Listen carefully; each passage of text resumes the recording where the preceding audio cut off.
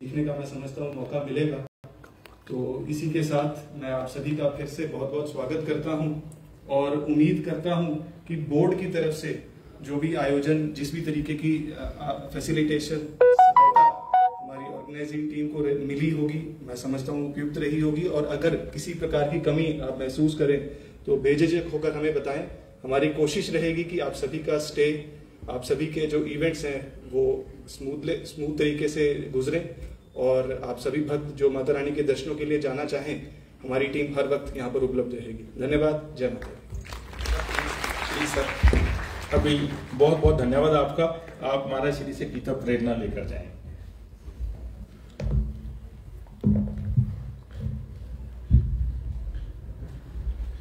हमारे एक थे, व्यवहार में गीता, व्यापार में गीता,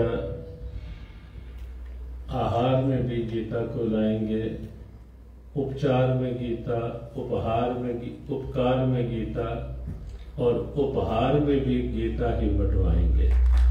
तो बोलने के लिए भारत के प्रधानमंत्री जी ने प्रारंभ में एक बार कहा था कि मेरे पास देने के लिए गीता से बढ़कर कोई उपहार नहीं और विश्व के पास लेने के लिए भी गीता से अच्छा कोई उपहार नहीं। बैंड देवगा जी जम्मू से आए हुए हैं, वो भी प्लीज महाराज श्री को फूल माला अर्पण कर आशीर्वाद लें। बैंड देवगा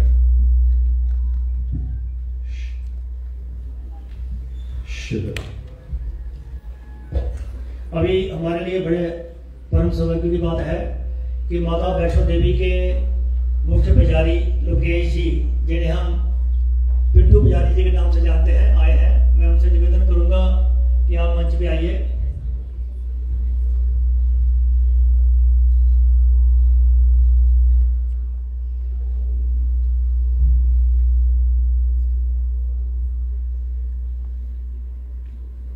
माता वैष्णो देवी के पुजारी जी का एक बार तालियों के साथ स्वागत करेंगे और इनके साथ इनके ही परिवार के, इनके पुत्र कह सकते हैं बैठे हैं, वो भी आ जाएंगे ऊपर, मंच पे आ जाइए आप भी। महाराज जी से आशीर्वाद ले लीजिए।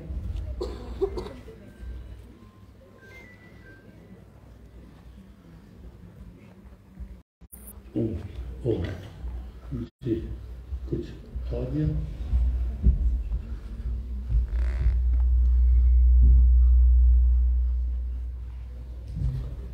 गोपाल कृष्ण शास्त्री जहाँ बैठे हैं, उनका भी बहुत बहुत स्वागत है। नरेंद्र पंडित जी, आपका भी आज के इस कार्यक्रम में स्वागत है।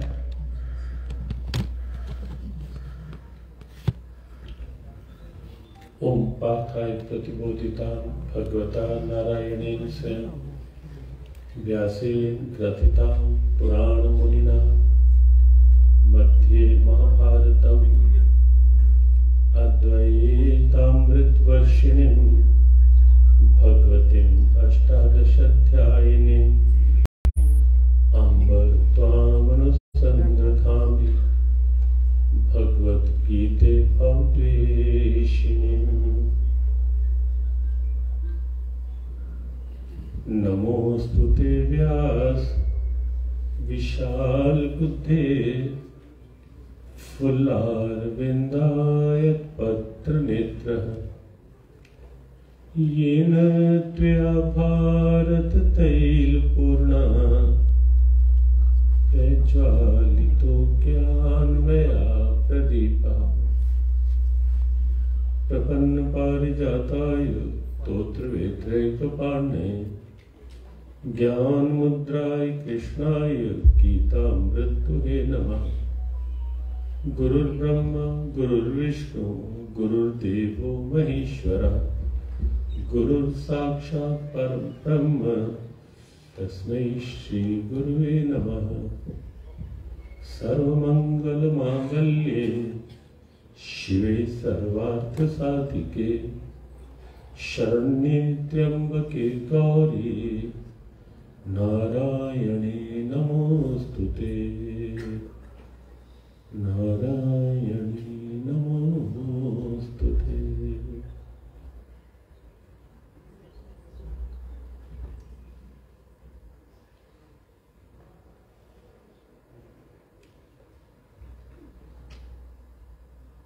मन हर्षित है, आह्लादित है, यह अनुभव करके कि इस समय हम एक ऐसे स्थल पर हैं जो अपने आप में पूरे विश्व के लिए शक्ति की, भक्ति की और एक दिव्य आभा की जीवंत प्रेरणा है। मां वैष्णो देवी धाम की ठीक तलहटी में स्थित यह पवित्र नगरी कटरा और यहाँ आयोजित होने वाला 3 दिवसीय गीता सत्संग और उस गीता सत्संग से पूर्व प्रारंभिक सत्र, उसे हम प्रवेश करें उससे पहले संकेत कि कुछ देर का जो ये कार्यक्रम है बहुत विस्तार नहीं, उसमें 2 बातों का सब ध्यान रखें। एक तो थोड़ा सीधा बैठ करके अच्छा रहेगा, आसन के लिए अच्छी है कुर्सी, लेकिन फिर भी कुर्सी पर भी थोड़ा अलर्ट, कुर्सी का गिर कर नहीं। और दूसरा, इस स्थल में आपस में बातचीत नहीं। अब पीछे पंक्ति वाले विशेषकर ध्यान रखें, अंदर बैठे हैं तो उतनी देर के लिए आपस में बातचीत किसी की नहीं। अब बहुत व्यवस्था की भी आवश्यक बात हो तो या फिर बाहर जाकर बात। और दूसरी बात, कुछ देर मोबाइल से भी अपने को थोड़ा अलग रख पाएंगे तो अच्छा रहेगा। मोबाइल की ओर भी ध्यान नहीं, क्योंकि एक समय में 2 तरफ ध्यान नहीं जा सकता। ध्यान या तो जो कहा जा रहा है उसे सुनने में जाएगा, और जरा सा ध्यान यदि भटका या कहीं और अटका तो इसका सीधा अभिप्राय है कि जो सुनाया जा रहा है उसे आप सुन नहीं पाओगे और यहाँ उपस्थित रहने की पूरी सार्थकता भी नहीं हो पाएगी। फिर इसीलिए ये संकेत कि कुछ मिनटों के लिए हम एकाग्र भाव से यहाँ बैठे।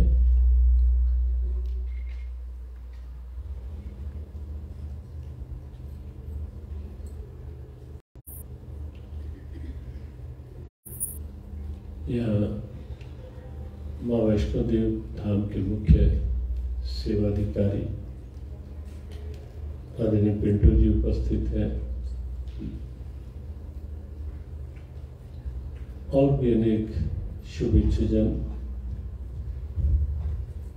अन्य गौतम जी यहाँ हैं जो जम्मू कश्मीर क्षेत्र के प्रांत संचालक हैं। निरुपेश जी को हमने भी बड़े थोड़े शब्दों में सुना भी, क्योंकि ये संगठन की एक गरिमा है ही कम कह करके अधिक करने की भावना। उसी के अनुरूप कुछ शब्द हमने सुने और भी जो शुभेच्छुजन बैठे हैं सबके प्रति हृदय से सद्भावना मंगल कामना के साथ। अपनी भारतीय संस्कृति का प्रथम मास प्रारंभ हुआ है। जनवरी फरवरी के महीनों की गणना तो हम सब जानते ही हैं, लेकिन समय फिर से मांग कर रहा है कि हम अपनी राष्ट्रीयता, अपनी भारतीयता की जो मूल परंपराएं हैं, फिर से उनके साथ कुछ जुड़ना प्रारंभ करें। यद्यपि समय की स्थिति के अनुसार ऐसी पहल हुई भी है, ये नई चेतना जग भी रही है। अपनी परंपराओं की ओर अपने देशवासी ही नहीं, विश्व की भी अब फिर से दृष्टि आकर्षित हुई है। फिर से अब विश्व समझने लगा है। कुछ कारण भी होते हैं, कुछ ऐसा भी होता है कि कुछ सीधे से समझ लिया जाता है और कुछ समझने का ढंग ये भी होता है, कोई प्यार से समझा जाता है, कुछ प्रकृति समझा देती है, कुछ प्रकृति भी समझने के लिए विवश करती है कि वास्तविकता की ओर देखना चाहिए।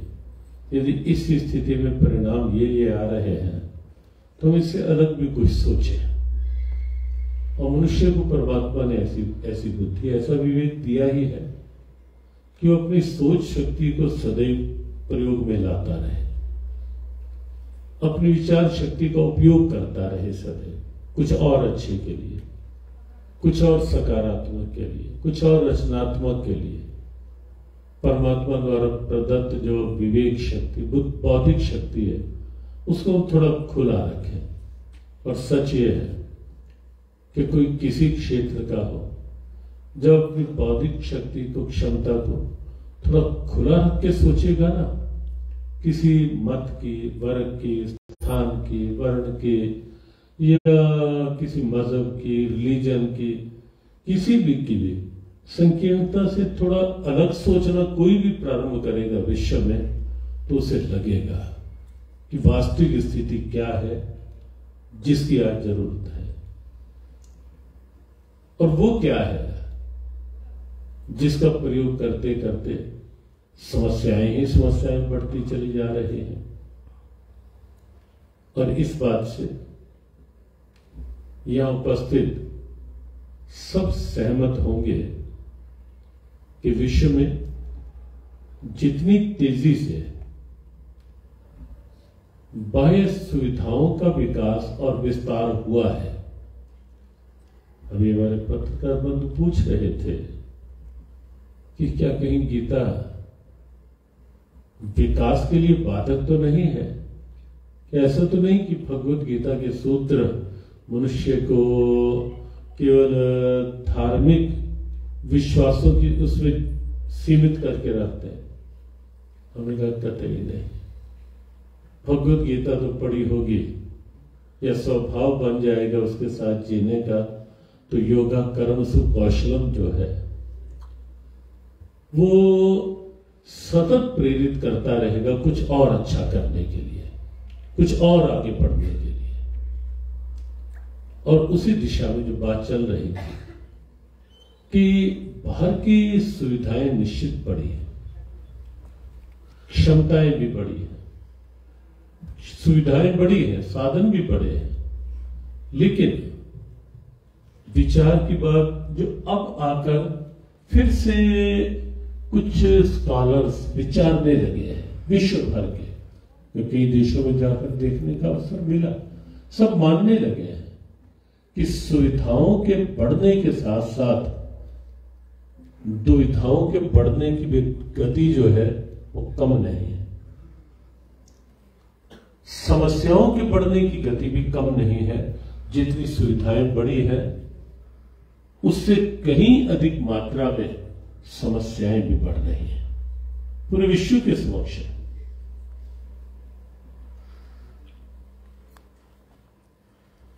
जरा पिछली पंक्ति में 5-7 युवाओं की आवाज याद है, उनको एक बार निजी कह दिया जाए, शायद आवाज हमारी नहीं पहुंची वहां, कि अगर सुनने के लिए वो नहीं बैठे 3-4 तो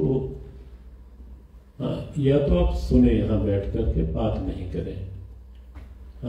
तो कोई भी हो, सबके लिए है ये संकेत। और अगला वाक्य नहीं, अगला वाक्य हम अपने तक सीमित रहते हैं।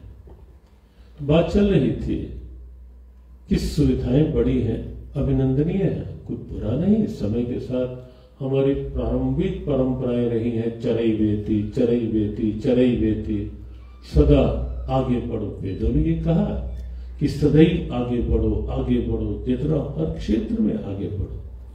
और हमारे जीव गीता के तो ध्येय वाक्यों में एक ये भी है कि गीता पढ़ो, हर क्षेत्र में अपनी अपनी क्षमता के साथ आगे बढ़ो। लेकिन विचार की बात तो है और होनी भी चाहिए कि समस्याएं बढ़ रही हैं, चिंताएं बढ़ रही हैं, अंदर एक खालीपन सा आ रहा है,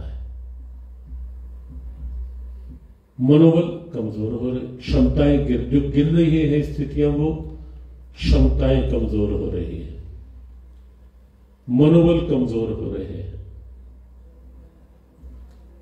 जिसके बिना जीवन में एक अधूरापन आ सकता है, आ रहा है, वो सहन शक्ति कम हो रही है। इसलिए हमने इन दिनों 3 दिन शाम को जो एक विषय गीता के अनुसार चर्चा का निश्चित किया, वो क्योंकि शक्ति धाम में है, गीता सत्संग उसे भक्ति तत्व और शक्ति तत्व, भगवत गीता में भी क्या शक्ति, उस पर हम चर्चा 3 दिन करेंगे कि वो शक्ति क्या है गीता के अनुसार जो प्राप्त होती है, उसका उपयोग क्या है, सब चर्चा। लेकिन अभी इस बात पर, एक बात पर हम रहते हैं कि सुविधाएं बढ़े, बुरा नहीं, लेकिन क्षमताएं गिरे, ये भी तो अच्छा नहीं है ना।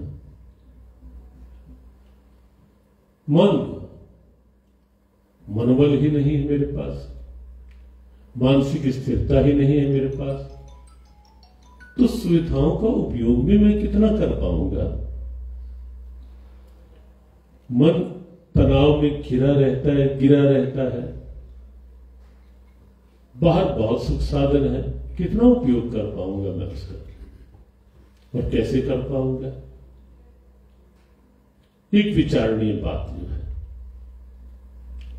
भगवत गीता संतुलन का ग्रंथ है, संतुलन बना के जीने का। और इसीलिए गीता के कृष्ण ने, इस क्षेत्र के कुछ युवा, कुछ स्टूडेंट्स भी बैठे हैं,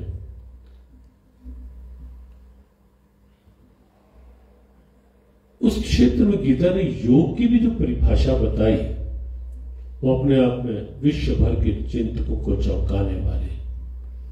योग क्या है?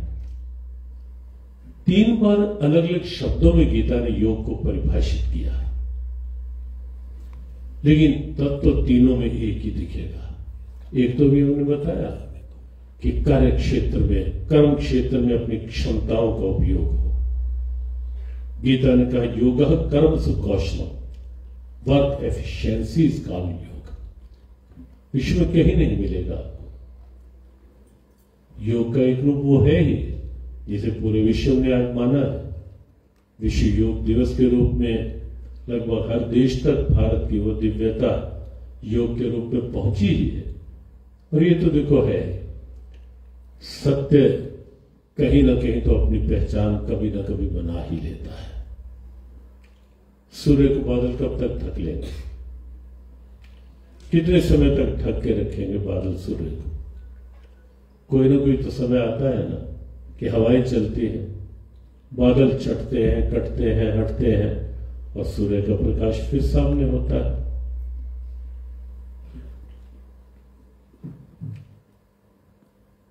हमें लगता है अब वो समय कुछ दिख रहा है कि भारतीयता का सूर्य है, पूरा विश्व उसको स्वीकार करने के लिए कुछ तैयार दिख रहा है। उसमें एक चीज भी है कि पूरे विश्व ने भारत की इस योग की दिव्यता को माना या नहीं माना? माना। हमने कहा अभी कि कुछ बातें होती हैं कि प्यार से समझ में आ जाती हैं, कुछ ऐसी होती है जो प्यार से कहीं ना कहीं मेरी ईगो नहीं मुझे समझने देती, या मेरे अपने विचार की संकीर्णता नहीं मुझे स्वीकार करने देती। तो कुछ ऐसी बातें होती है जो कहीं ना कहीं फिर प्रकृति किसी ढंग से समझा देती है। हम जब पढ़ते थे तो होता था, अब तो वो भी एक बड़ा ऑफेंस हो गया है कि कई बार तो टीचर वैसे ही समझाते थे तो कुछ बच्चे समझ लेते थे, मान लेते थे। कुछ बच्चों के कान पकड़वाते थे टीचर। अब तो नहीं है खैर ऐसा, लेकिन उसका ये भी अभिप्राय नहीं है कि समझ कमजोर हो जाए बच्चों। हमारे टाइम में था, ऐसा भी होता था कि कभी कभी टीचर मुर्गा बना देते थे, बोल मानेगा या नहीं मानेगा। मुर्गा समझ गए होंगे बहुत लोग, हाँ, ये भी शायद अनुभव में भी हो ऐसा, तो कुछ एक का अनुभव भी हो सकता है ऐसा, और भी वैसे समझ रहे होंगे क्या होता है। और कभी कभी ऐसा भी होता था कि मुर्गा बनाकर ऊपर बैत भी हाथ में रखते थे, टीचर तब रखते थे, लेकिन बैत भी रखते थे साथ, बोल समझ में आए या नहीं आए, समझे करे गए, वो भी होता था कभी। तो लगता है कभी कभी प्यार से कोई बातें समझ, और अच्छा तो वही है इस सीधे ढंग से, लेकिन कभी प्रकृति भी समझाती है। आप पूरे विश्व में बढ़ रही समस्याएं जो है, आप चौंक जाएंगे सुनकर कि कनाडा, अमेरिका जैसे देशों में हर 5वां 6ठा युवक इस समय या मेंटली डिस्टर्ब होता दिख रहा है या ड्रग एडिक्टेड होता दिख रहा है। ये स्किल वर्ल्ड के जो अग्रणी देश है, वहां लगभग कई देशों में 50% से अधिक की संख्या है जिन्हें कहीं ना कहीं मनोचिकित्सकों का सहारा लेना पड़ रहा है। नींद नहीं आती, वहां एक बड़ा अच्छा बिजनेस, अच्छा तो क्या कहेंगे खैर, एक बड़ा बिजनेस शुरू हुआ है कि जिनको नींद नहीं आती उनको केवल नींद के साधन बताने का, पाश्चात्य देशों में। तो जब कहीं ना कहीं ऐसी स्थिति आती है, फिर लगता है कि कोई तो सही रास्ता होगा शांति से जीने का, कोई तो सही रास्ता होगा सद्भाव से जीने का, कोई तो सही रास्ता होगा जिससे मैं अपने कम से कम दूसरों का भला तो बाद में, कम से कम मैं अपने जीवन को तो जी पाऊं ठीक से, कुछ तो होगा ऐसा। और सच में जब भी अंदर कोई ऐसा विचार पनपेगा, भगवत गीता वही मार्गदर्शन के लिए तत्पर दिखाई देगी। बहुत छोटा सा ग्रंथ है, बहुत छोटा सा, विश्व में बड़ा बृहद आकार के शास्त्र है। अपनी भारतीय परंपराओं में भी देखे, वेदों से लेकर पुराण, रामायण, सब महाभारत, सब 18 अध्याय कुल और मात्र 700 श्लोकों का ये ग्रंथ, कुल 700 श्लोकों का। ऐसी कोई समस्या नहीं। आज भी और अगले 3 दिन यहां है, और प्रयास रहेगा कि कुछ खुला संवाद भी, किसी का कोई क्वेश्चन भी हो, लेकिन ऐसा नहीं कि मंच से ऐसा नहीं केवल कोई तात्विक सा गाफा, मंच पर से ऐसी कोई बात नहीं कि मेरा सिर दर्द नहीं ठीक होता या मेरा वो अलग बातें हैं, ठीक है, वो भी समस्याओं का एक अंग है। लेकिन वैसे जो समस्याएं विश्व में पनप रही है, वो भी गीता पढ़ोगे उसमें राहत मिलेगी, जब मन चैन में आएगा उसमें राहत मिलेगी, ऐसी समस्याओं में भी। लेकिन कोई समस्या नहीं विश्व की जिसका समाधान इस ग्रंथ में न प्रस्तुत किया गया। शारीरिक क्षमताओं को लेकर, मानसिक क्षमताओं को लेकर, मानसिक शांति से लेकर के वसुधैव कुटुंबकम, विश्व बंधुत्व तक की हर प्रेरणा इस ग्रंथ के अंदर है, हर प्रेरणा। और उसी की बात की जा रही थी विश्व बहुत कुछ मान भी रहा है, जहां जहां जाना हुआ। कई देशों में अंतर्राष्ट्रीय गीता महोत्सव हुए, कई देशों में पार्लियामेंट में भगवद गीता विराजित की गई और सबने खुले मन से स्वीकारा। कनाडा जैसे देश में जब वहां के पार्लियामेंट स्पीकर को गीता जी दी गई तो उन्होंने अपने 3-4 मिनट के उद्बोधन में कहा कि मुझे लगता है कि हमारी पार्लियामेंट और पार्लियामेंट की लाइब्रेरी आज तक अधूरी थी और parliament and its library was incomplete without Bhagavad Gita. But today, बड़े खुले मन से गीता आपने लगकर कहा, but today I think it is completed because Bhagavad Gita is there in our parliament in our library. ये बड़ा एडिशन जीव गीता की ओर से प्रकाशित किया गया जब उन्हें स्पीकर ने वहां के शब्द कहे और पूरे विश्व में भारत की परंपरा है योग को स्वीकारा गया, गीता को और भी अलग अलग रूपों में। क्योंकि एक बात तो देखो निश्चित है, अन्य जो इच्छाएं हैं, डिमांड्स कहें, वांट्स कहें, डिजायर्स कहें, कुछ भी कहें, वो सबकी अपने अपने लिविंग स्टैंडर्ड के अनुसार अलग अलग हो सकती है, रहने की, खाने पीने की, पहनने की और सोशली फैमिली वाइज या जो भी है। लेकिन एक तो कॉमन डिजायर है, इच्छा जो सबकी वो है शांति। है या नहीं? विश्व में ऐसा कोई होगा क्या? वहां कोई प्रश्न ही नहीं कोई जाति का, स्थान का जो शांति ना चाहता। काम भले शांति वाले करें, लेकिन चाहते, अंदर से चाहते वो भी होंगे शांति। कहां से पाओगे? जब सारे प्रयोग तुम्हारे फेल हो जाएंगे और शांति की जगह अशांति ही बढ़ती जाएगी, कहां आओगे? तब भारत सामने होगा, तब भगवद गीता सामने होगी, तब ये राष्ट्र की दिव्यताएं सामने होंगी। योग और अन्य भाव आगे चर्चा करते रहेंगे। और उसी क्रम में योग का एक रूप वह है ही आसन प्राणायाम, वो भी उपयोगी है शारीरिक क्षमताओं के वृद्धि के लिए, शरीर को सजग सक्रिय रखने के और मन के लिए भी योग आसन प्राणायाम के रूप में भी बहुत उपयोगी है। मान ही रहा है विश्व। एक गीता ने योग को उससे भी कुछ ऊपर के स्तर पर जाकर के कि योग फिर शारीरिक क्रिया मात्र नहीं है, योग को हर व्यवहारिक क्रिया के साथ जोड़ने की प्रेरणा गीता ने दी और कहा योगा कर्म सुकौशल।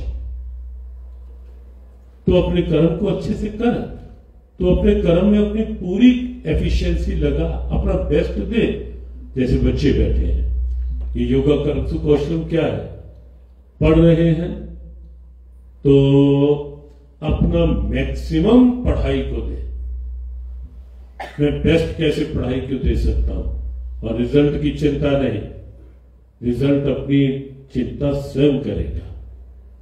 जब ये निश्चित कर लेंगे कि मुझे मेरा बेस्ट लगाना है पढ़ाई में, समस्या जी और ये कल हम बच्चों के साथ बैठेंगे तो सीधा संवाद करेंगे कार्यक्रम में। समस्या ये हो रही है कि वर्तमान की अपेक्षा भविष्य की चिंता पहले सामने रख ली जाती है।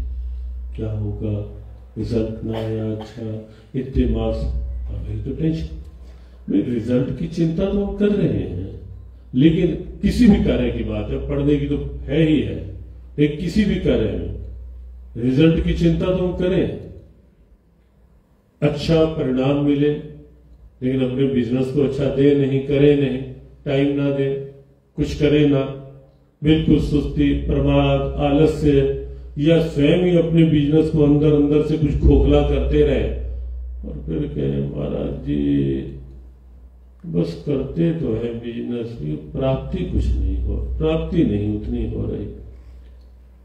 गीता कहते अपना बेस्ट लगाओ। योगा कर्म सुकौशलम, मैं अपने कर्म को पूरी ईमानदारी से करूं, जहां भी हूं, जिस क्षेत्र में हूं। और कर्म अपना रिवार्ड, अपना अवार्ड स्वयं बनेगा। इसलिए गीता ने जो कहा मां फलेषु कदाचन, आपकी चिंता नहीं, इच्छा भी नहीं। क्यों? फल तो तुम्हारे पास आएगा जब तुम कर्म को ढंग से करो। तो गीता ने योगा कर्म सुकौशल। एक और जगह गीता ने योग को डिफाइन किया, जो विषय चला था जीवन को संतुलित होकर जीना, balanced stage of mind is yoga. समत्वम योग उच्यते, गीता ने कहा योग क्या है? मन की समता की, सम स्थिति, मन की बैलेंस्ड स्टेज, संतुलित स्थिति। और उसमें संतुलन में अगर हम बताने लगे तो शायद ये 3 दिन के सारे सत्र केवल इस एक शब्द में निकल जाए, इतना बृहद भाव है इस शब्द का। संतुलन, जैसे एक बात बताई, सुविधाओं और क्षमताओं में संतुलन बना के आगे बढ़े। कि कैसे मैं ऐसा जी पाऊं कि सुविधाएं ठीक है, समय के साथ सब बुरी नहीं, जो वो भी जितनी आवश्यक है, लेकिन क्षमताएं घटे नहीं, कमजोर ना हो। ये संतुलन कैसे बने, उसके लिए आप गीता में देखिए समत्व योग उच्चते, मन की समता का नाम योग है। और उस ढंग से यदि आप चलेंगे तो आपको निश्चित लगेगा कि कहीं शारीरिक कार्य विधियों के साथ साथ, सुविधाओं के साथ साथ जब ये भाव आएगा कि मुझे अपने कर्तव्य के साथ न्याय करते जाना है, मन को टेंशन में रखकर कर्म नहीं करना, शरीर और मन के साथ संतुलन, ये भी एक संतुलन की विधा है। और अभी आपको बताया कि शरीर अच्छा हो लेकिन मन अशांत हो तो भी जीवन कैसे चलेगा? कमजोर मन के साथ अच्छा जीवन जिया जा सकता है क्या? तो गीता में उसके लिए सूत्र है, ढेरों सूत्र है उसके लिए कि मन कमजोर ना हो। वैसे भी एक और बात कह करके हम 10 मिनट छोड़ेंगे कि यहां वालों के लिए, जो यहाँ के लोग बैठे हैं प्रबुद्ध जन, किसी के मन में कोई जिज्ञासा होगी तो थोड़ा संवाद के रूप में भी। भगवद गीता ने जो एक समग्र जीवन की व्याख्या प्रस्तुत की है, एक परफेक्ट लाइफ क्या है।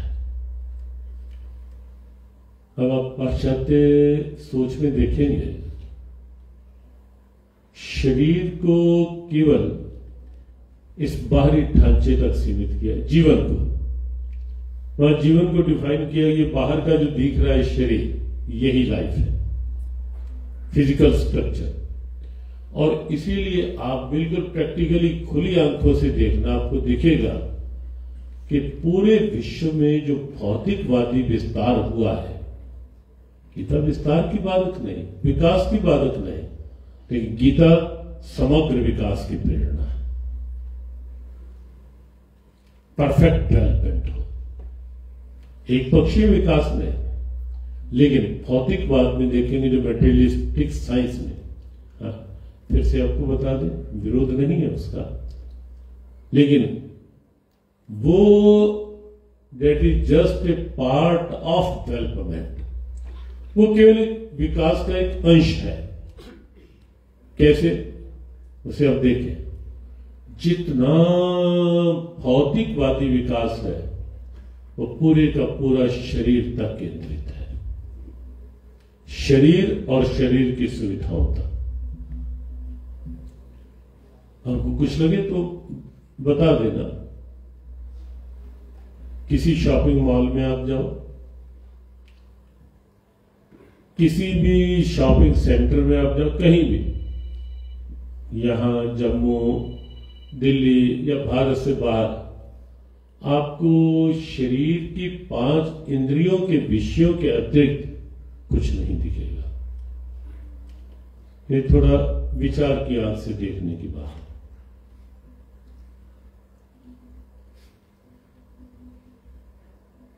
आश्चर्य होगा आपको ये बातें सुन करके कि भारत स्वाभाविक यहीं तक जीने का बना हुआ है, लेकिन सच्चाई के धरातल पर भी कभी कभी आए तो आपको लगेगा श्रोत्रम चक्षुस्पर्शनम च रसनम घ्राणमेव च, जो गीता ने ये 5 इंद्रिय विषय कहे वहीं तक के लिए, या देखने की चीजें होंगी या खाने की होंगी। खाने में भी क्या होता है, होती तो वही 5-4 चीजें ही है ना, कोई आटे से बने हुए पदार्थ, कोई दूध से बने हुए पदार्थ, उसी ढंग के होंगे तो वही 4-5 चीजें हैं, उन्हीं से कुछ इधर का उधर मिला करके उधर का इधर मिला, लेकिन फिर भी जो मिलेगा वो या तो खाने के जीवा के स्वाद के होंगे, या आंखों से देखने के, या कानों से सुनने के, या कुछ नासिका के विषय भी होते हैं, इत्यादि बहुत सी चीजें, या स्पर्शनम त्वचा के लिए पहनने से लेकर जो जो भी साधन है। किसी शॉपिंग मॉल में अब जाकर पूछना कि मेरा मन बहुत अशांत रहता है, मैं शांति चाहता हूं, मेरा मन बहुत कमजोर है, वो कैसे मजबूत हो, उसके लिए क्या है?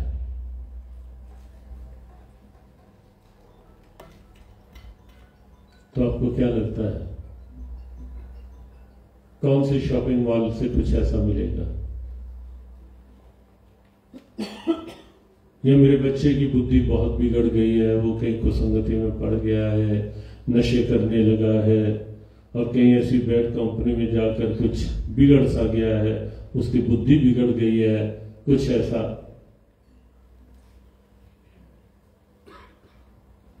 शरीर के अतिरिक्त न मन के लिए कुछ मिलेगा, न बुद्धि के लिए कुछ मिलेगा। इसीलिए विकास अच्छा है, लेकिन भाई मन की भी तो बात देखो, बुद्धि न बिगड़े कुछ ऐसा भी तो बनाओ, और बुद्धि में तो अपार क्षमताएं परमात्मा ने दी है, उसका क्यों नहीं हम उपयोग करते? क्यों संकीर्ण से जीवन में, क्यों संकीर्णता में बंद होकर हम रह जाए? तो गीता ने समग्र जीवन की बात कही, इंद्रियाणि प्राणियाहुर इंद्रियेभ्यः परम मना मनसस्तु पराबुद्धि यो बुद्धि वर्तस्तु सा। अर्जुन, शरीर की इंद्रियां ये शरीर का बाहर का पार्ट है, इससे आगे मन है, मन से आगे बुद्धि है, और बुद्धि से भी आगे जो अंदर की चेतना है, जिसके कारण ये जीवन चल रहा है। गीता ने कहा इन 4 को मिलाकर के जीवन बनता है। ये 3रे अध्याय का अंतिम से पूर्ण का मंत्र श्लोक है गीता जी का। 4 को मिलाकर के समग्र जीवन, और इसे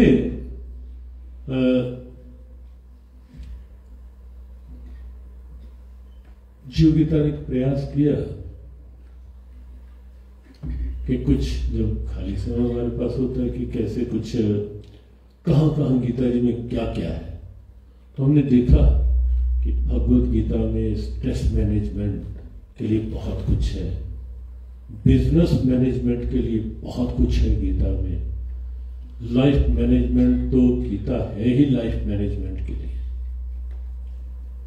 विश्व भर में बड़ी खुली बात कही जा रही है आपको, लाइफ मैनेजमेंट जीवन प्रबंधन का भगवत गीता से पढ़कर कोई दूसरा साहित्य नहीं है, आज भी नहीं।